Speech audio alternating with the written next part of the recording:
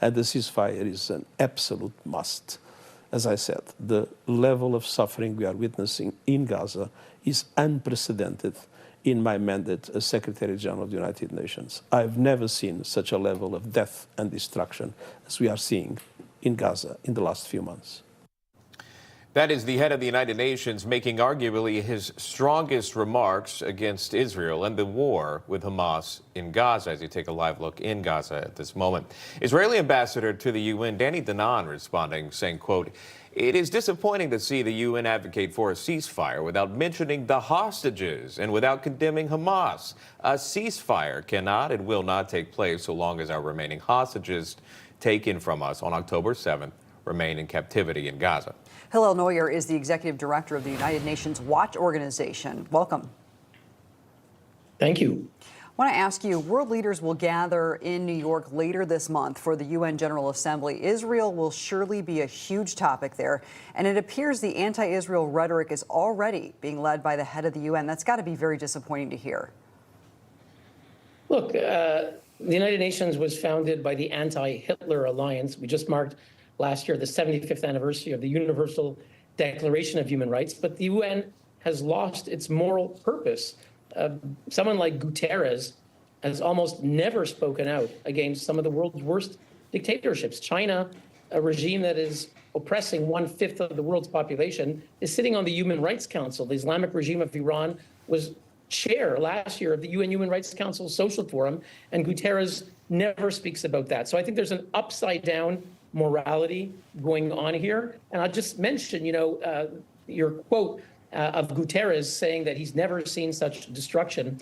It's notable that this is something Guterres only does when it comes to Israel. When he speaks about other conflicts, there's never this comparison being made about what he's seen in his lifetime. And it's false. It's false.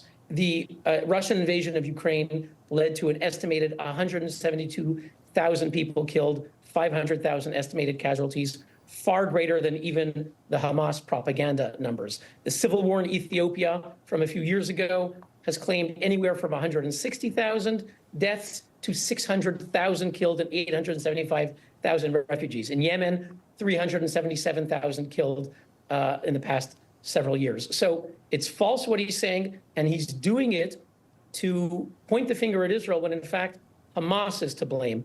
Hamas launched the conflict on October 7th. Hamas embedded hundreds of miles of terror tunnels under homes, hospitals, and schools.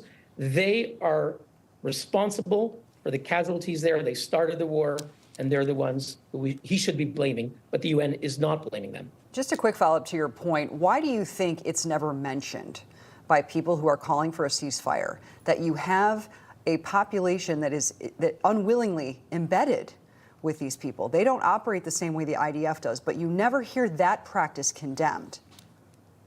That's right. I mean, when you do make comparisons, when comparisons are made, it's essential, of course, to understand that this conflict is not like most others.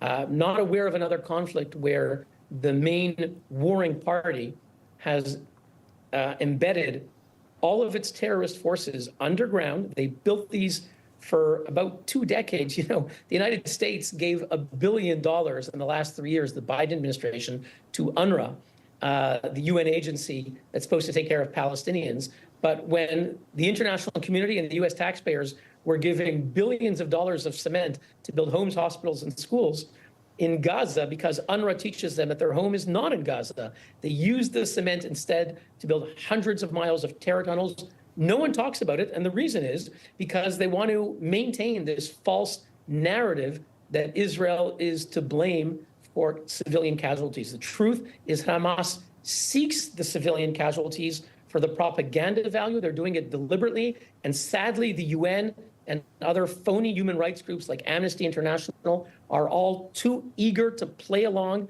and play kind of the puppets for the Hamas narrative. Right.